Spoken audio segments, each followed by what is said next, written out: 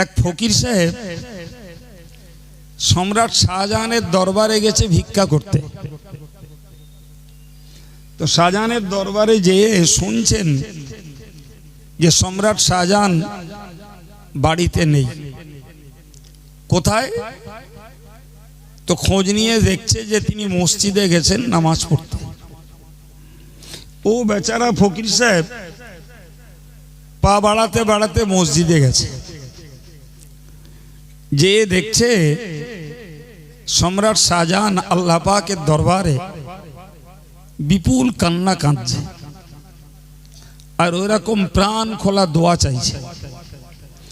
নিয়ে বেটা ফকির সাহেবের মনে হয়েছে কি ব্যাপার, আমি যার কাছে এলাম ভিক্ষা করতে, তো তাকে তো দেখছি সে আর একজনের কাছে ভিক্ষা করছে। সুবহানাল্লাহ।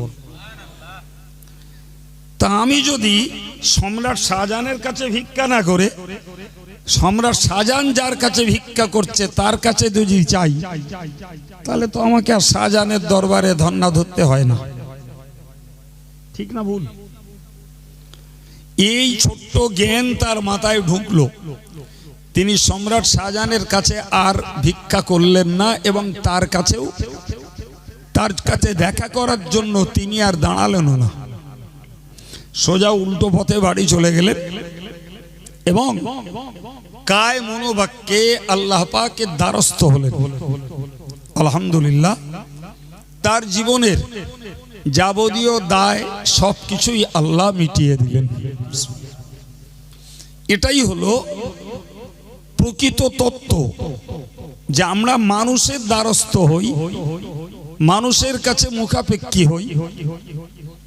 তো আমরা কার্যক্ষেত্রে মানুষের যে দ্বারস্থ হই, এটা হলো হেল্লা, এটা হলো হেল্লা। মূলত দেনেওয়ালা তো আল্লাহ। সুতরাং तमाम পৃথিবীর মুসলমান ভাইদের এবং মায়েদের তাদের চাওয়া পাওয়া, ধ্যান জ্ঞান, তাদের অভাব অভিযোগ অনুযোগ আবদার যা কিছুই একজনেরই কাছে, তিনি হলেন সম্মানিত ভাইরা। মাদ্রাসায় একটা আরবি কিতাব পড়ানো হয়,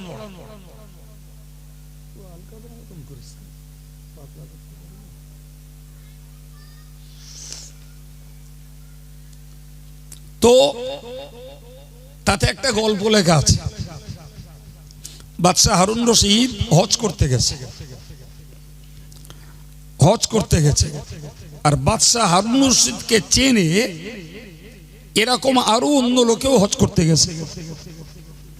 একজন লোক দেখছে বাদশাহ হারুন রশিদ কাবার গেলাপ ধরে আল্লাহর কাছে ডুকরে ডুকরে কাঁদছে।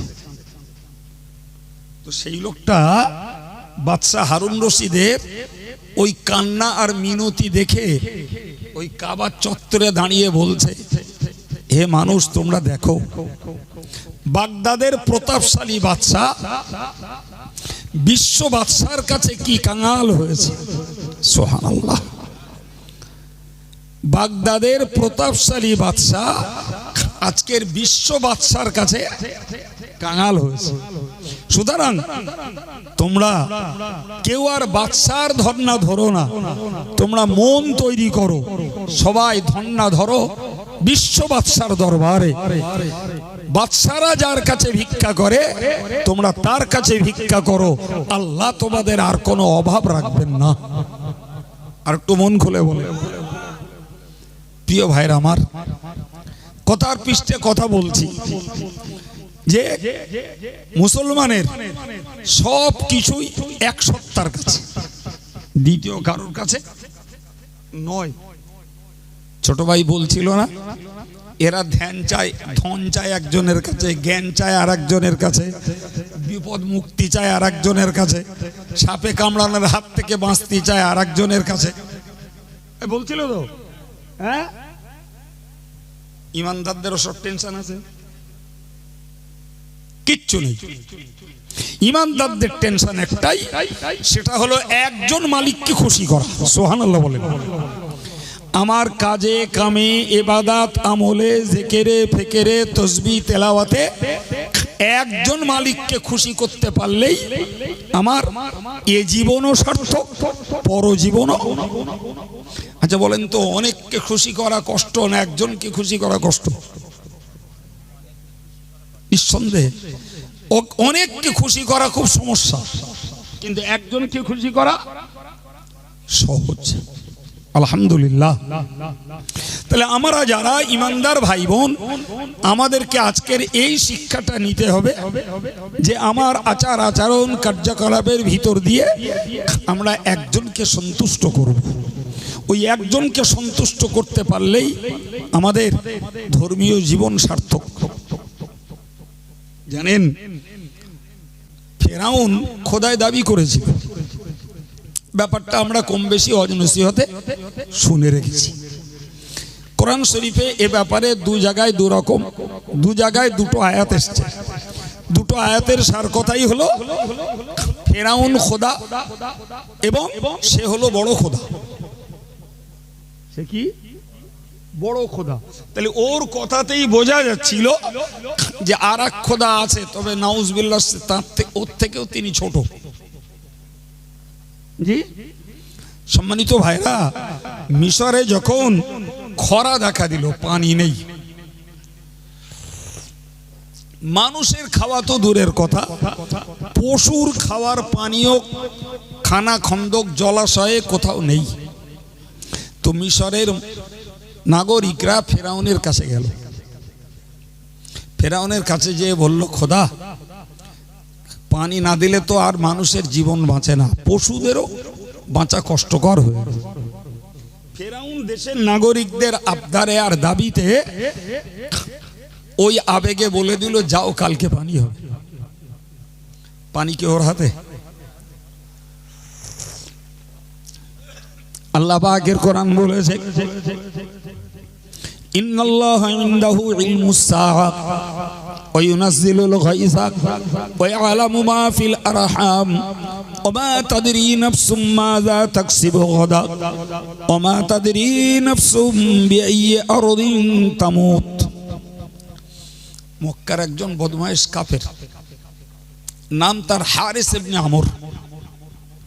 এই লোকটা নবীর কাছে গেছে, যে বলছে, বলে মোহাম্মদ তুমি তো কলেমা পড়তে বলছো, তা আমি ঠিক করেছি কলেমা পড়ব, তবে আমার 5টা প্রশ্নের উত্তর তোমার দিতে হবে।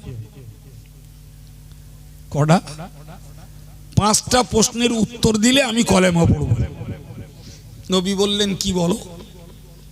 তো প্রথমত বলল, এই যে তুমি বলছো দুনিয়া ধ্বংস হবে, মানুষকে আসামি সেজে উঠতে হবে, সেদিন মানুষের বিচার হবে, এই কিয়ামতটা কবে হবে? একটা প্রশ্ন। নাম্বার 2, বৃষ্টি কবে হবে? আমি খেজুর গাছ লাগিয়েছি, বৃষ্টি কবে হবে? আমার চারাগুলোর পানির দরকার। নাম্বার 3, আমার স্ত্রী গর্ভবতী, তো আমার স্ত্রীর পেটে ছেলে বাচ্চা আছে না মেয়ে বাচ্চা আছে? নাম্বার 4, আমি আজকে এই কাজ করেছি, এই রোজগার করেছি, কালকে কি কি করব? নাম্বার 5 নম্বর, আমি জন্ম নিয়েছি মক্কা ভূমিতে, আমি মরবো কোথায়? আচ্ছা বাবু, প্রশ্ন কটা একটারও বাস্তবের সঙ্গে মিল নেই বলো? সব কটা প্রশ্ন ভবিষ্যতের সঙ্গে। প্যারে নবী সাল্লাল্লাহু আলাইহি ওয়াসাল্লাম তিনি অপেক্ষা করলেন, নীরব হয়ে গেলেন। আমার আল্লাহ পাক ওই আয়াতটা নাজিল করলেন যেটা আপনাদেরকে পড়ে শোনালাম। আয়াতটাতে বলা রয়েছে, ইন্নাল্লাহা ইনদাহু ইলমুস সাআ। ও দুনিয়াবাসী মানুষ, তোমরা মনে রাখো কিয়ামত কবে হবে, এই পৃথিবী কবে ধ্বংস হবে, পাথর পাহাড় সব কিছুই একাকার হয়ে যে গোটা দুনিয়াটা একটা মাত্র রুটির আকারে পরিণত হবে, সেই কিয়ামতটা কবে হবে এ খবর আল্লাহ ছাড়া আর কেউ জানে না। সুবহানাল্লাহ। এ খবর আল্লাহ ছাড়া কেউ জানে না ওই আয়াত পাকের মানে।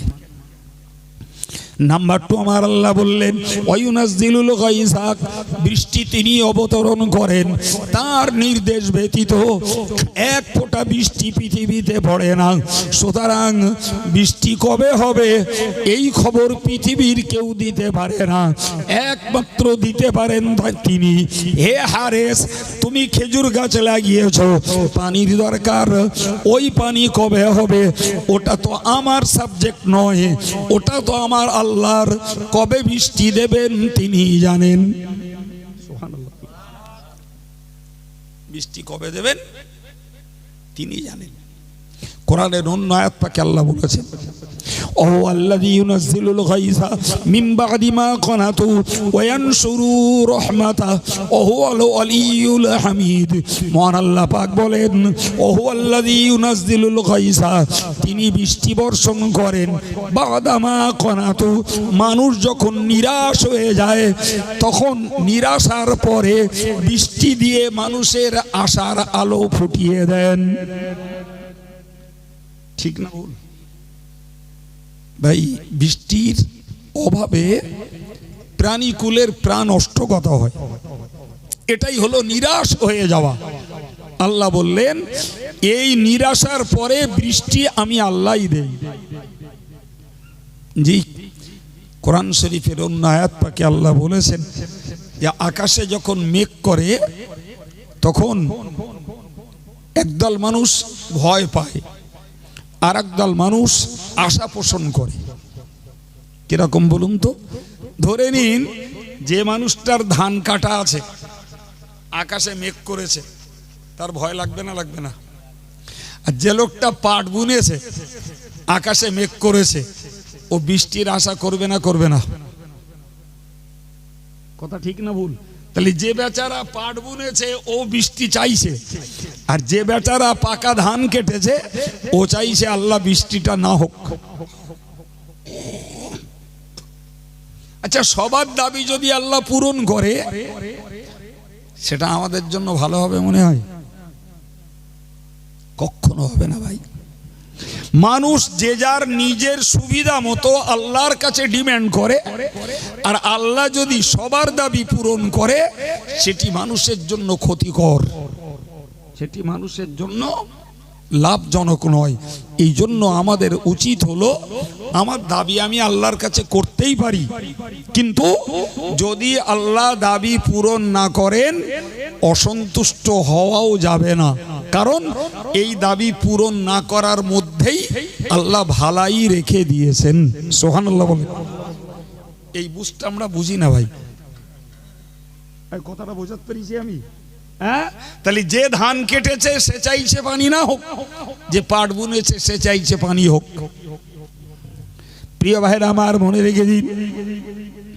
এখন আপনি বলুন, আমি যে কথা বোঝানোর জন্য এই কথা বললাম, ফেরাউনের কাছে জনগণ যখন পানির দাবি করলো, ফেরাউন তো আবেগবশত ইমোশনাল হয়ে বলে দিল যাও কালকে পানি হবে। ওর কাছে পানি আছে বলে দিয়ে আপাতত জনগণের আন্দোলনটা তো রক্ষে হলো, আপাতত তো পিঠটা বাঁচলো, পরেরটা পরে দেখা যাবে।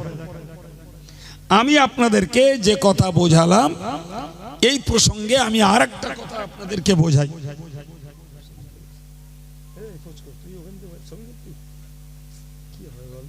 দুনিয়া গেছে ভাই, এই জায়গায় দাঁড়িয়ে আরেকটা কথা শিখুন, আরেকটা কথা শিখুন। সেটা হলো এটাই ভাই, তাহলে বৃষ্টি দেওয়ার মালিককে? আচ্ছা, আমরা যে জমিনে দানা বুনি এ চারা ফলানোর মালিককে? আর বীজ পুঁতি তাতে ফসল দেওয়ার মালিককে? আচ্ছা, পৃথিবীতে সন্তান প্রজননের যে পদ্ধতি, সেই পদ্ধতি হলো স্বামী স্ত্রীর দুজনের বীর্যের সংমিশ্রণে সন্তান হয়। আচ্ছা, এই সন্তানটা দেয় কে? এই জায়গাটায় বোধহয় ভুল হয়ে যাচ্ছে। আশ্চর্য ব্যাপার, আমি একাধিক ব্যক্তির কাছ থেকে শুনেছি, বলে হুজুর সেই 8 বছর আগে একটা সন্তান নিলুম, তো সেই থেকে চেষ্টা হচ্ছে, তার সন্তান হচ্ছে না। একটা সন্তান নেবো, একটা ছেলে হয়েছে, একটা মেয়ে হওয়ার ইচ্ছা, তা হচ্ছে না। আচ্ছা, এই কথাটার মানেটা কি? আমার কথা বুঝতে পেরেছি? এ কথা বলার ছেলে আমাদের দেশে সমাজে বর্তমানে আছে না নাই? কম না বেশি? যথেষ্ট বেশি। তার মানে এদের মানসিকতা হলো ইচ্ছা করলে সন্তান নেওয়া যায়, আর ইচ্ছা না করি যদি সন্তান নাও নিতে পারি। সত্যি কি ব্যাপারটা এরকম? আমার আল্লাহ পাক কোরআন শরীফে বলেছেন, লিল্লাহি মুলকুস সামাওয়াতি ওয়াল আরদ, আসমান এবং জমিনের অধিকার আল্লাহর। ইয়াখলুকু মা ইয়াশাউ, তিনি যেমনটি ইচ্ছা করেন তেমন সৃষ্টি করেন।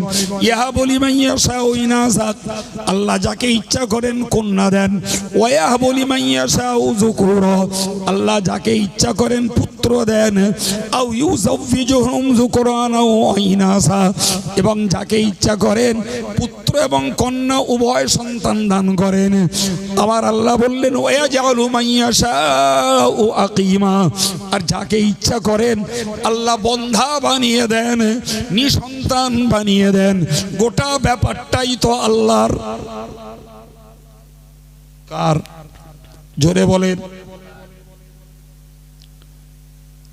এই যদি বিশ্বাস হয়, তাহলে এবার বলুন তো বাবু, একটা মেয়ের যদি, একটা বৌমার পরপর 3টে মেয়ে হয়েছে, শাশুড়ি দোষ দিচ্ছে বৌমার নামে।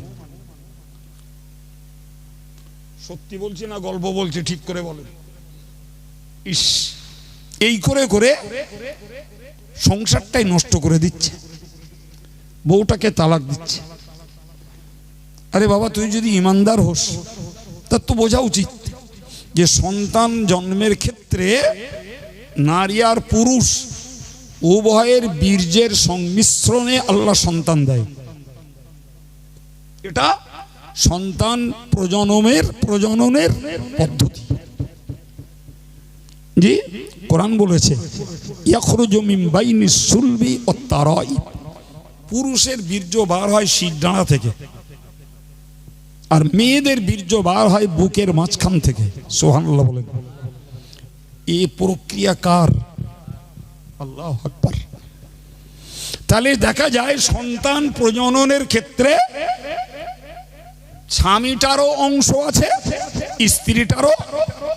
তাহলে একটা মেয়ের যদি পরপর 3টে মেয়ে হয়, আর এর জন্য যদি দায়ী হয়, তাহলে স্ত্রী যদি 50% দায়ী হয়, তাহলে 50% স্বামীও দায়ী। অথচ পোড়া কপালে শাশুড়িগুলো একদম একচোখো বিচার করে দোষ দিচ্ছে বউগুলোর নামে। ভাই, এটা কি সত্যি ইমানদারির লক্ষণ? আমি এই জন্যই কথাটা তুললাম। তাহলে চারা উৎপন্ন করে আল্লাহ, সন্তান উৎপন্ন করে দেয় আল্লাহ, ভাই ওরকম ফসল ফলায় আল্লাহ। তাহলে এক্ষেত্রে ছেলে হোক চাই মেয়ে হোক, জি, কোন ক্ষেত্রেই দোষ স্বামী স্ত্রীর নয়। বিচার ফয়সালাটা তো আল্লাহর।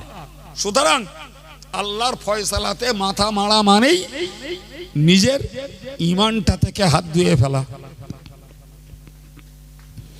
সম্মানিত ভাইরা আমার, মনের দিন আমি বোঝাচ্ছিলাম আপনাকে, তাহলে বৃষ্টি এক ফোঁটা আল্লাহর হুকুম ব্যতীত পৃথিবীতে পড়ে না। এখন ফেরাউন তো বলে ফেলল আগামীকাল বৃষ্টি হবে। আপাতত মান রক্ষা হলো, আন্দোলনটা থেমে গেল। রাতের আধারে ফেরাউন তার রাজদরবার ছেড়ে দিয়ে মাথাটাকে মাটি দিয়ে আল্লাহকে লক্ষ্য করে বলেছিল, ও রব্বুল আলামিন, তুমি যে জগতের স্রষ্টা সেটা আমি জানি, তুমি যে পৃথিবীর সৃষ্টিকর্তা তা আমি ভালোই বিশ্বাস করি আল্লাহ। এবং শুধু তাই নয়, তোমার হুকুম ছাড়া পানির ফোঁটা পড়ে না, সেটাও আমি আল্লাহ জানি, আমি ভালোই জানি আল্লাহ। আমি তো জনগণকে বলে ফেলেছি আগামীকাল বৃষ্টি হবে।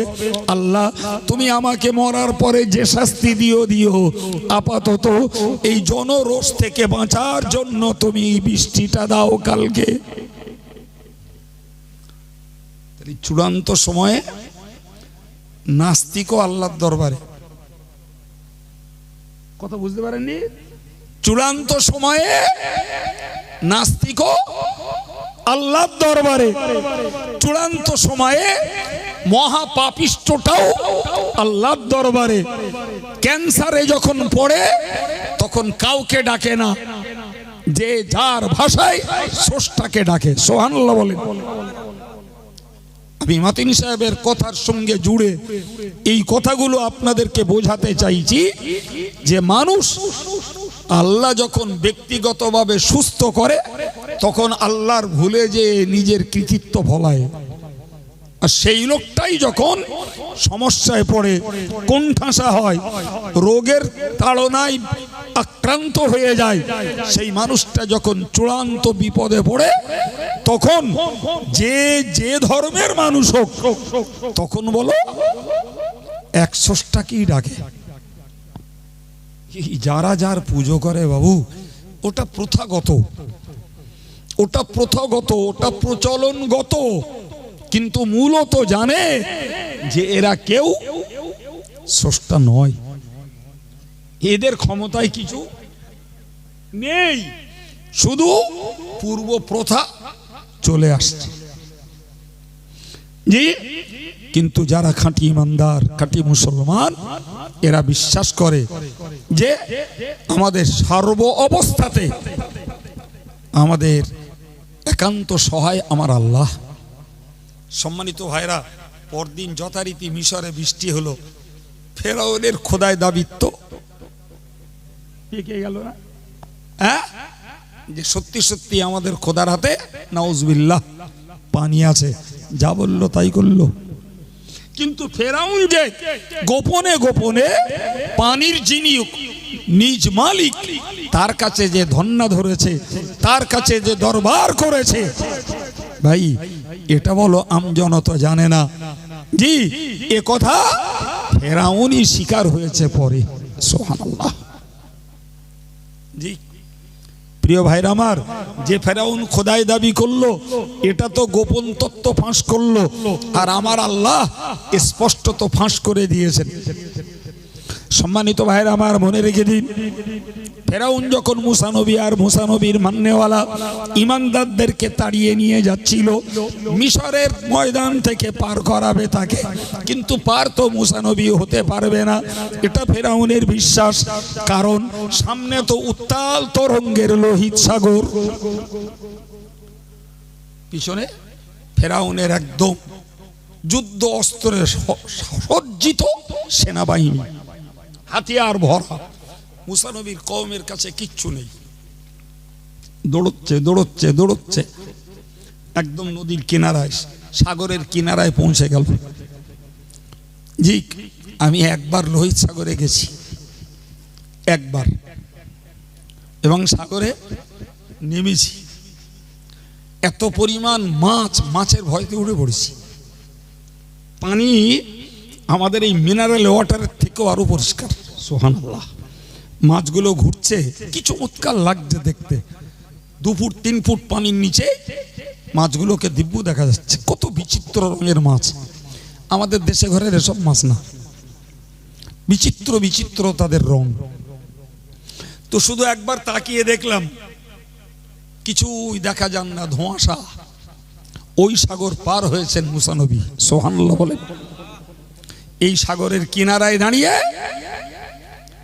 সম্মানিত ভাইরা আমার, মুসা নবীর লোকেরা তখন বলছিল, ক্বালু ইয়া মূসা ইন্না লামুদরাকুন, ওগো মুসা, আর তো কোনো উপায় নাই, এবার তো আমরা ফেরাউনের লোকেদের কাছে ধরা খাবো, আর কোনো উপায় নাই, কোনো পরিস্থিতি নাই।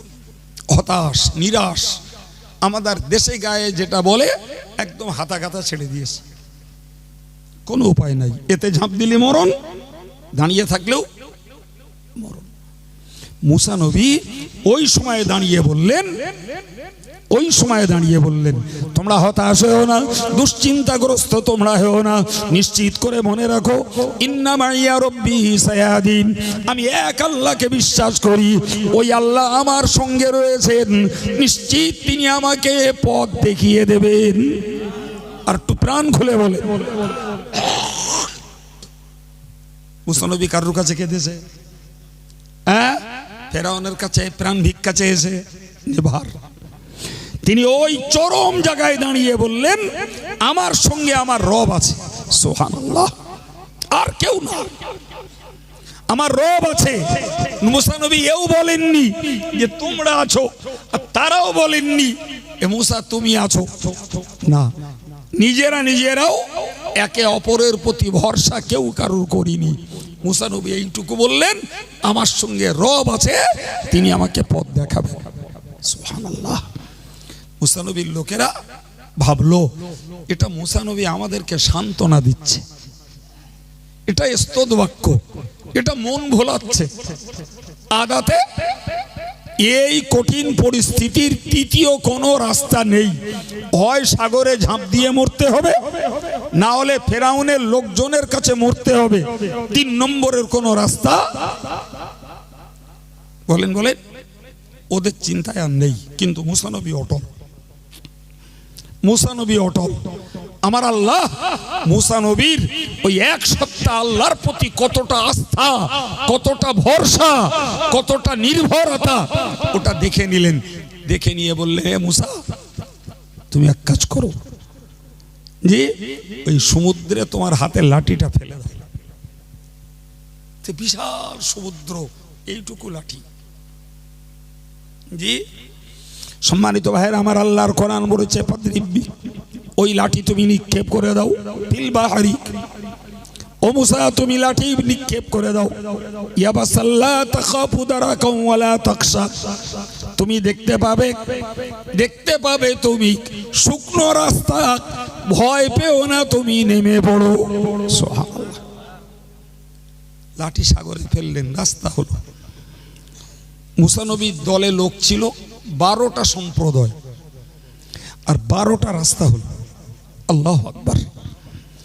এবং এই যে আমরা প্যান্ডেল করেছি, এটা কি সুন্দর দাঁড়িয়ে আছে, অবাক কাণ্ড। তফসির কারকেরা লিখেছেন, পানি এরূপ ভাবে দাঁড়িয়ে গেল।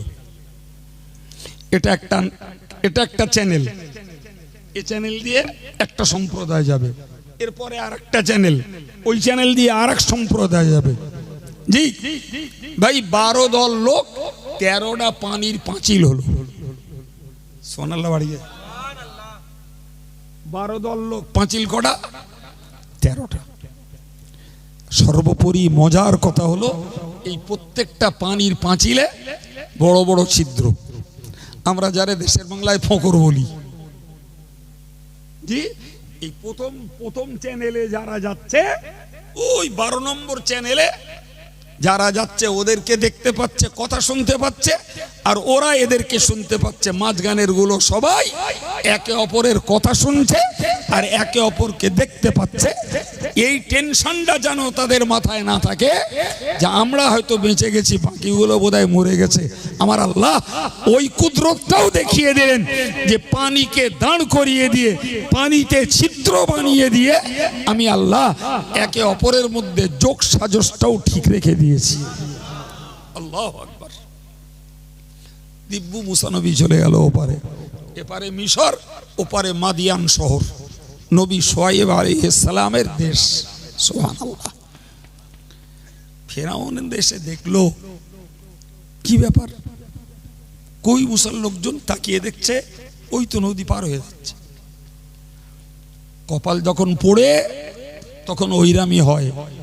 ওর একবারও মাথায় আসেনি আমার দেশের সাগর, এতে কোনো ব্রিজ ছিল না, এর মাঝখান দিয়ে কোনো রাস্তা ছিল না, আর এক অকৃত্রিম রাস্তা, পানি দাঁড়ানো, আর পানির মাঝে আবার জানালা। কি করে হলো, ও আর ব্রেন কাজ করেনি। জি, ফেরাউন দাঁড়িয়ে ভাবছিল, নাববো না, কি করব। ফেরাউনের পিছনে 60,000 সেনাবাহিনী। শুনছেন কথা কি একটু দেখছে? হ্যাঁ সম্মানিত ভাইরা আমার, ফেরাউন যে ঘোড়ার পিঠে চড়েছিল ওটা ছিল মদ্দা ঘোড়া। আমার আল্লাহ জিবরাইলকে পাঠিয়ে দিলেন, ও জিবরাইল তুমি চলে যাও একটা মেয়ে ঘোড়া নিয়ে। জিবরাইল মানুষের বেশে একটা মেয়ে ঘোড়ার পিঠে চেপে ফেরাউনের ঘোড়ার সামনে যখন হাজির হলো, ফেরাউনের মরদ ঘোড়া ওই মেয়ে ঘোড়াটার আকর্ষণে ওই জিবরাইল নদীতে নামলেন, ফেরাউনের ঘোড়াও ফেরাউনের নিয়ে নেমে পড়লো। খোদার খেলা কারে বলে বোঝা যাচ্ছে? তুই নামবি নে, ও তো ঘোড়ার পিঠে বসা, ঘোড়ার পিঠে যেটা দেওয়া থাকে ওতে আরবিতে জিন বলে, জি, তার সঙ্গে তোর পা বাঁধা, ও লাভ মারার কায়দা নেই। ঘোড়া ওকে নিয়ে নেমে পড়লো। সামনে যেয়ে ওই যে ঘোড়াটা যাচ্ছিল তারে আর খোঁজ পেল না। কি হলো, কোথায় গেল? তো ঘোড়া চালাচ্ছিল কেডা? জোরে বলে, ফেরেশতা। তিনি তো ছিলেন মানুষের রূপে, তাকে আর চোখে পাওয়া যায়। এবার যখন ফেরাউনকে মাঝখানে পৌঁছে দিয়ে দুপারের পানি যখন চাপটে দিল, কোরআন বলছে এবার ফেরাউন বলেছিল আমানতু বিল্লাযী আমানাত বিহি বানু ইসরাঈল। ফেরাউন ওই সময়ে বলেছিল আমানতু বিল্লাযী, ওই জাত সত্তার উপরে আমি ঈমান আনছি যার উপরে ঈমান এনেছে বনি ইসরাঈল সম্প্রদায়। বাচ্চাধন কোথায় ছিলে? তুমি তো নিজে খোদা, এখন বলছো ঈমান আনছি ওই সত্তার উপরে, ওই শক্তির উপরে যার উপরে ঈমান এনেছে মুসা নবীর কওমেরা। সুবহানাল্লাহ বলেন। আমি আপনাকে কি বোঝাচ্ছি? যে বড় নাস্তিকও চূড়ান্ত সময়ে কার দ্বারস্থ হয়? সেই যদি চূড়ান্ত সময়ে সেই মালিকের দ্বারস্থ হতে হয়, তাহলে সজ্ঞানে সুস্থ হালাতে তার দ্বারস্থ হওয়াটাই বুদ্ধিমানের কাজ। ঠেকায় পড়ে, জ্বালায় পড়ে, বাধায় পড়ে, রোগে পড়ে, দেনাদুনিতে পড়ে, জি, আইনের চাপা চাপে পড়ে, তখন মালিকের কাছে ঘ্যান ঘ্যান ঘ্যান ঘ্যান করার আগে যদি সুস্থ অবস্থায় ওই মালিকের কাছে মিনতিটা করা যেত, ওতেই মালিক খুশি হয়ে আমাদের দাবি দাওয়াগুলো পূরণ করে দিতেন। কারণ আমাদের অন্য কারোর কাছে যাওয়ার জায়গা নেই। জি, একটা কথা বলতে হয়, আল্লাহ আল্লাহ আমি ছাড়া তোমার অনেক বান্দা আছে, আল্লাহ তুমি ছাড়া আমার কেউ নেই। কথা বুঝতে পারেননি? হযরত নবী আইয়ুব আলাইহিস সালাম যখন কঠিন রোগে ভুললেন, কঠিন রোগে, একদিন না দুদিন না ভাইরে, একটানা 18 বছর, একটানা 18 বছর।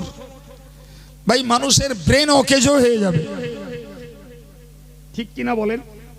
একটানা 18 বছর, বিবি গেল, সন্তান গেল, সম্পদ গেল, বিষয় সম্পত্তি গেল, শহর থেকে বার করে দিল মানুষ। জি, শুধু একটা কথা নবী আইয়ুব বলেছিলেন, রব্বি আন্নী মাসসানিয়াদ দুররু ওয়া আনতা আরহামুর রাহিমিন।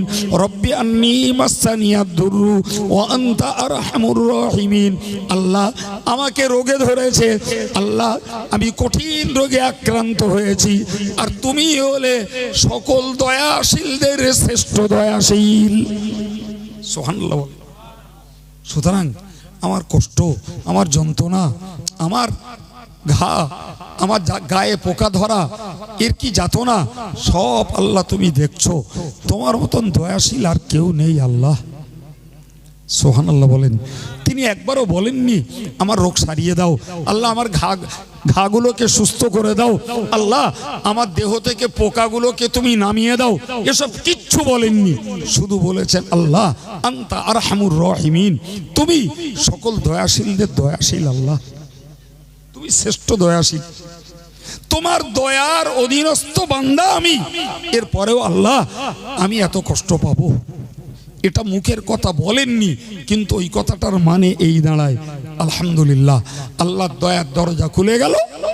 জি, তিনি একটা পানির প্রসবন তৈরি করে দিলেন, বললেন ওই পানিতে গোসল করো। পানিতে গোসল করলেন। কোরআন বলছে হাদা মুগতাসালুন বারিদুন ওয়া শারাব, এই ঠান্ডা পানি, এতে গোসল করো আর এই পানিটাই পান করো। নবী মুসা, এই নবী আইয়ুব পানি পান করলেন, গোসল করলেন, কোথার ঘা, কোথার পোকা এক মুহূর্তের ভিতরে উধাও হয়ে গেল। কি গো, স্রষ্টা যদি অনেক কটা হতো বলতো আবেদন করেছে দেখা আমরা মিটিংয়ে বসি কি করব ভাবি, জি ওরে সুস্থ করা যাবে কি যাবে না আমরা একটা সিদ্ধান্ত নেই, সিদ্ধান্ত নীতি দিয়ে বলতো, যার যা রাগ আছে রাগ তুলতো আর বলতো ওর ভালো করা যাবে না, ও আরো খানিক দিন ভুগুক, ওর গোস্ত খসে পড়ছে, এবার শুধু হাড় বেরিয়ে যাক তারপরে নেয় দেখা যাবে কি। কিন্তু মালিক যখন একজন, সুবহানাল্লাহ বলেন, তিনি একবার রাজি হয়ে গেলে পৃথিবীর কেউ আর বাধা দিয়ে কিচ্ছু করতে পারবে না, কিচ্ছু করতে পারবে না। সম্মানিত ভাইরা আমার, ফেরাউনের কথা বলছিলাম। ফেরাউন চূড়ান্ত সময়ে বলেছিল যে বনী ইসরাইল তথা নবী মুসার কওমেরা যার উপরে ঈমান এনেছে আমি তার উপরে ঈমান আনলাম। আমার আল্লাহ তখন ওহী নাজিল করে বললেন, আল্লাহান ওয়াকাদ আসাইতা ক্বাবলু ওয়া কুনতা মিনাল মুফসিদিন। এই ফেরাউন, এখন জ্ঞান ফিরল, এখন চেতনা ফিরল, এখন ধাতস্থ হলে। ইতিপূর্বেতে তুমি নাফরমানি করেছো, অবাধ্য হয়েছো, বিরুদ্ধচারণ করেছো, আর পৃথিবীটাকে বিভ্রান্তিতে আমার বান্দাদেরকে তুমি ফিতনায় ডুবিয়েছো। শিক্ষা নিতে হবে ওখান থেকে। আমি জীবনে আল্লাহকে ডাকিনি, আল্লাহর দ্বারস্থ হইনি, আল্লাহ পাক আমার একমাত্র মালিক, আমি তার শরণাপন্ন হইনি।